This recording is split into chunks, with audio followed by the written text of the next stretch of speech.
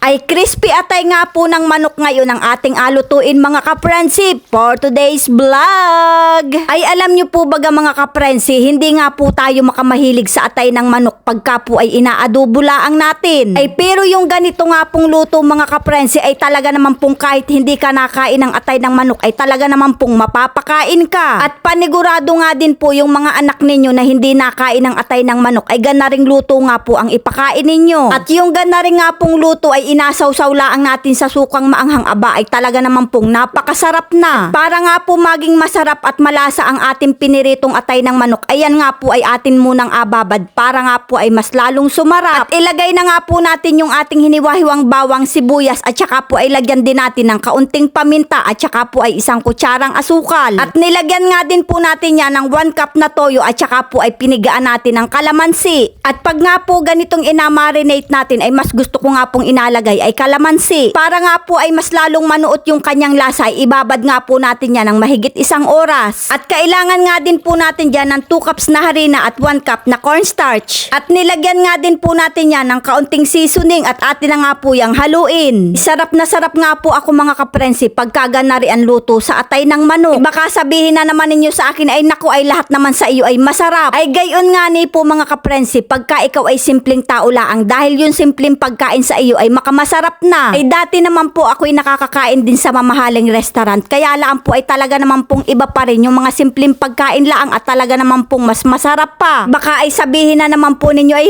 nagabulaan laang ikaw bagay makakakain dun sa mamahaling restaurant. Abay upo naman lalo na nga ni pag libre. Dahil nga po nung ako ay nag-a-abroad pa ay ako po ay laging chapero ng mga kaibigan ko. Abay di ako'y nakakalibre din. Lalo na nga ni po pag ibang lahi ang manlilibre ay talaga naman pong yung mga yan ay galante. Ay pagka po ako'y kasama ay di ako ay turo laan po ng turo.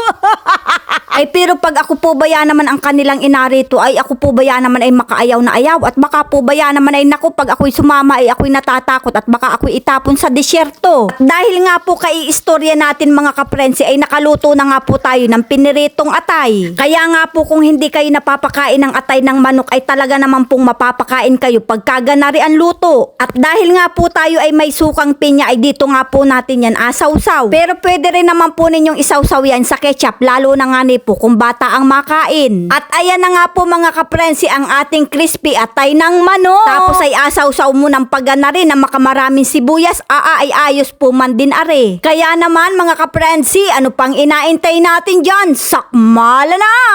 Ay makamasarap nga din po aring iulam sa kanin pero ang agawin nga lang po natin din ay atin nga po aring apapakin. Ay makamasarap po ba yan naman pagkaasaw-saw natin sa makamaraming sibuyas. Tapos ay maanghang pa yung suka ay talaga namang makamasarap nga ni. Hanggang sa susunod na video mga kaprensi, maraming salamat!